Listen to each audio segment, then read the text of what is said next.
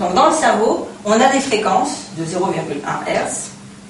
On analyse, on ne travaille pas dessus vraiment, en tout cas pas avec ce système-là, jusqu'à 42 Hz. C'est-à-dire qu'en fait là-dedans, on a mélangé toutes ces activités, la du 3, du 4, du 5, du 10 et tout.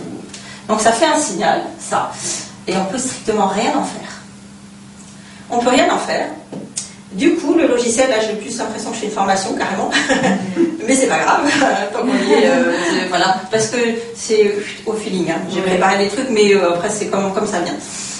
Et donc en fait, ce qui se passe, c'est que le logiciel, d'ailleurs quelque logiciel que ce soit, en neurofeedback, pas ce système-là en particulier, l'autre aussi, d'ailleurs l'autre c'est celui-là, G-Info, donc c'est l'activateur, voilà, l'encodeur, voilà, c'est deux boîtiers différents, hein, qui font à peu près la même chose. C'est plus solide, je trouve. C'est allemand, c'est pour ça. C'est robuste. Et alors, en fait, voilà.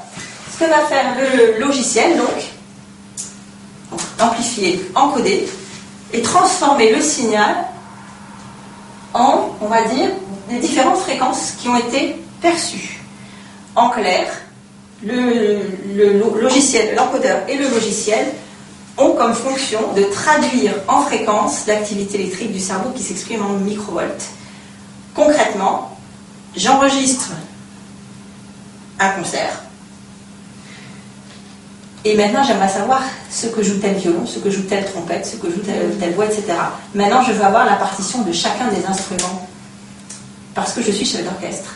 Donc le logiciel, c'est le chef d'orchestre. Et donc il va écouter la symphonie que chaque personne a dans son cerveau, produite par chacune de ces fréquences qu'on va imaginer être chacun un groupe d'instruments. Voilà. Donc quand on a une décomposition de l'activité électrique du cerveau, déjà, on peut imaginer que les violons, ce sont les basses fréquences, donc on dit tiens, les violons, ils sont très actifs.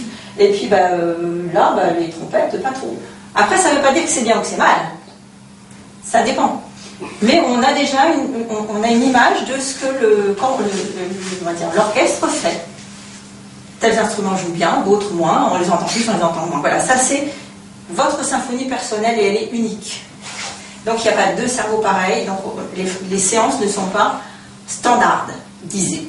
Ce standard, ça veut dire standardisé. Je confirme, j'invente des mots. Donc c'est pas standardisé, puisque les cerveaux sont tous différents. Donc si moi j'ai des violons très actifs et qui sont trop actifs, il va falloir que j'essaye d'apaiser mes violons. Mais si c'est autre chose qui est très actif, ça s'arrête, j'apaise mes violons. Le problème n'est pas là. C'est pourquoi, dans tous les systèmes, il y a la possibilité de moduler et d'adapter les séances en fonction de ce que la personne dit, première chose, de ce qu'elle ressent, de ses troubles, de ses symptômes, et on va essayer d'adapter en fonction de ce qu'on voit, de ce qu'on perçoit. Là, il y a vraiment un déséquilibre sur une activité par rapport à une autre.